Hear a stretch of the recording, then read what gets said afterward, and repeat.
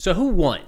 India, Pakistan, both? Is that even possible? I mean, both are claiming victory in this recent round of fighting over the last couple days. So let's dive in today to some explanations, one from the Indian side, one from the Pakistani side, and then one kind of split down the middle, explaining how technically both sides kind of came out on top, or at least the arguments for that. Starting with an article here written in India Today titled "What India Achieved Under Operation Sindoor." This was published by Piyush Mishra, my apologies in the pronunciation, where he says Operation Sindoor marked a decisive shift in India's counter-terror strategy, with deep strikes destroying terror camps across Pakistan. The mission exposed Pakistan's vulnerabilities and reshaped the global narrative on Kashmir. He continues by saying, for the first time, Indian jets targeted terror infrastructure in Punjab province, including sensitive hubs in Bahawalpur. Again, apologies in the pronunciation there. Areas even U.S. drones had avoided. India unequivocally demonstrated that no geography within Pakistan is off limits if terror stems from its soil. And that seems to be the general approach you're seeing from the Indian side, is they sent a significant message to Pakistan. And Pakistan's response, by and large, has been they were able to stop the Indian aggression. Continuing on here with this article, they say, through Operation Sindoor, India asserted a doctrinal shift. The government established a new red line, one that makes it clear that terrorism as a state policy will be met with swift and visible consequences. This operation firmly rejects the old separation between terrorists and their sponsors, placing direct accountability on the Pakistani establishment, which goes back to the whole reason for this operation kicking off in the first place, a terrorist attack back in April that was blamed on the Pakistani government, or at least support by the Pakistani government of those terrorist organizations. They say Indian forces bypassed and jammed Pakistan's Chinese-made air defense systems. In a precise 23-minute window, Indian Rafale jets equipped with Scalp missiles and Hammer bombs carried out the mission without any losses. The operation exposed critical gaps in Pakistan's air defense preparedness. The without losses, I think, is still pretty heavily contested. In fact, some of the arguments as to why Pakistan came out on top is because they did down some of these Indian aircraft, which more and more there seems to be a lot of evidence supporting that is probably what happened. They say India also showcased its layered and modern air defense capabilities. The Ashkatir air defense system successfully neutralized hundreds of Pakistani drones and missiles. Its effectiveness not only secured Indian skies, but positioned it as a credible global export contender. Didn't expect that to come out of this little round of fighting, but saying, hey, our air defense system, this domestically manufactured and designed system, is so effective and shot down so many Pakistani munitions, countries might be interested in actually buying this from us. They say India struck 11 Pakistan Air Force bases in a 3-hour blitz on the nights of May 9th and 10th. The attacks damaged 20% of Pakistan's Air Force infrastructure. Key bases such as Nur Khan, Rafiki, Murid, Sakur, and Jakarabad were hit. They say over 50 personnel at one base, including the squadron leader and 4 airmen, were killed, and fighter jets were destroyed. I'm going to be honest, based off of all of the imagery that I've seen at this point, I'd be hard-pressed to say that 20% of Pakistan's Air Force infrastructure has been destroyed or damaged even. There's definitely been some munitions that made it through, but I mean, unless the vast majority of that evidence is still being withheld, I don't think we can get anywhere near 20%, especially because a lot of the impacts and the damage that we're talking about is very temporary. Talking about damages or pockmarketing runways, airstrips that can be fixed relatively quick, like probably already is fixed. I don't know that I would necessarily chalk that up as 20% having been significantly damaged. In wrapping up that article, they say Operation Sindoor saw world leaders expressing support for India's stand against terrorism. The diplomatic tide has turned in India's favor. There's a lot of, it's interesting that both sides are saying the world was on our side, because by and large, we saw a lot of the world stand by and just not get directly involved at all. And from the United States perspective, originally we came out and said, we're just not going to get involved in this at all. Don't fight, please, guys, don't fight.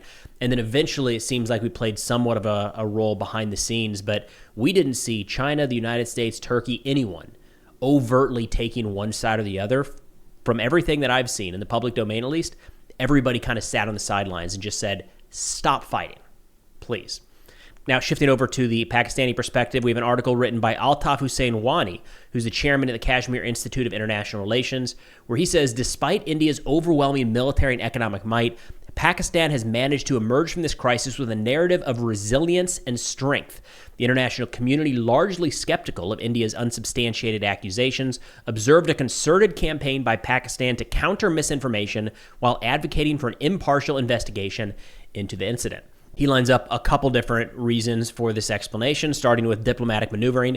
He says the Prime Minister and Deputy Prime Minister, their engagement with key international capitals, showcased Pakistan's commitment to dialogue and peace. He says by articulating a clear and consistent message, they effectively countered India's narrative, reinforcing Pakistan's position as a responsible actor on the global stage. We're already seeing it, already seeing how both India and Pakistan are saying we came out in a better position on the world stage. I don't think both of them can. Maybe, technically, I guess it could happen, but nonetheless, that's the perception. The second one here, military resilience. He says the Pakistani military demonstrated remarkable capability throughout the crisis. Military showcased its readiness and resolve by successfully intercepting Indian aircraft, including Rafale jets and Israeli drones. This not only highlighted Pakistan's defense capabilities, but also established a deterrent against further Indian aggression.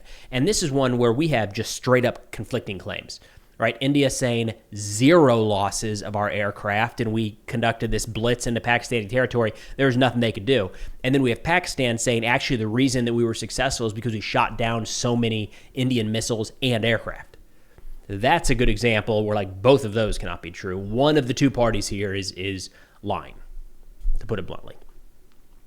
Another one here, and I can attest to this one, talking about media strategy. They say the responsible behavior of the Pakistani media and experts also played a vital role in maintaining a balanced narrative throughout the crisis.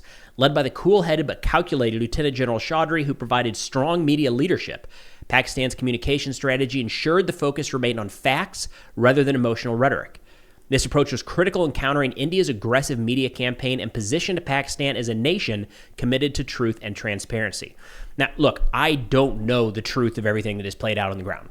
I'm sitting here half a world away from everything that's happening. Don't have any better sources than anybody watching this video. I'm, forced to take in public media and try to sift between the lines. That said, over the last couple days, the Pakistani official media has resonated more with me. That doesn't mean that I think they're more honest or more truthful, but when comparing the two, a lot of the Indian media came over the top. Everything was destroyed. Everything was damaged. Everything was successful. Everything was intercepted. It was too hyperbolic. At some point when everything is perfect and everything is going according to plan, you just have to, that's not the case, right? Nothing is ever that ideal. I really like the Pakistani approach of having their generals up on camera, showing maps, showing footage, kind of walking through different things, and honestly answering questions. We did see the Pakistani generals answering questions from the press. If that happened with the Indian military leadership, I just didn't see it. So, one issue here is maybe I'm only seeing portions of the different media segments, but from my personal perception here is the Indian response to media on the global stage was a lot more successful in the last couple days. Again, that doesn't speak to the accuracy or the truthfulness of what anyone is saying. Just I think the Pakistani approach was probably better. The last one here, they say international support. The international community's skepticism of India's claims was a significant factor in Pakistan's favor. This support from international institutions can be leveraged to further strengthen Pakistan's diplomatic standing. So again, both sides saying that they came out on top in the global standing. The one that kind of splits it down the middle here was Sadnand Doom, apologies here on the pronunciation, a fellow at the American Enterprise Institute, where he laid out examples as to the best case why Pakistan won and why India won. His best cases for Pakistan's victory, he says, 1, the Pakistan Air Force allegedly took down 1 to 5 Indian fighter jets. Again, it seemed like more and more seems to be evidence that definitely happened.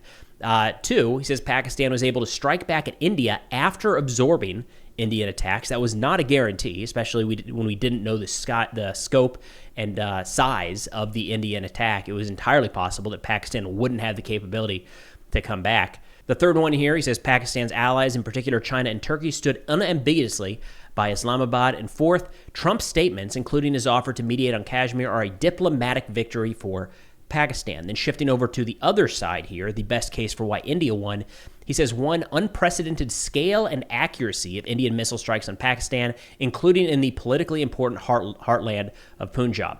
2, Indian drone and missile penetration, including over major Pakistani population centers, highlighted the fragility of Pakistani air defenses. 3 successful Indian attacks on multiple Pakistani air bases. Again, we went through some of those videos earlier today and yesterday. There does appear to be quite a bit of evidence of successful strikes against Pakistani air bases. And 4, superior performance of Indian air defenses. Little to no satellite imagery to support Pakistani claims of hitting major targets in India. That, too, I imagine this is going to be a topic we'll be able to hit on for a couple more days now as more imagery comes out. But what we saw just yesterday was some doctored images being used to pretend like there had been damage at a couple different Indian air bases. And when you remove that and actually look at current imagery, it appears that anything targeting that base was effectively intercepted. So he marks that as the 4th one, the effectiveness of India's air defenses. I'm going to go ahead and link each one of these sources in the description below because I'm just pulling segments from each. So if you want to read through them in their entirety, they will be there. But I thought it was worth running through kind of at a high level the different arguments as to why India and or Pakistan, or maybe both, came out of this couple days skirmish victorious. But again, as of now, ceasefire continues to hold. Hopefully it stays in place for the indefinite future and both sides are able to come to some sort of negotiated settlement. But that's all we got for now. Thanks for watching, and I'll see y'all next time.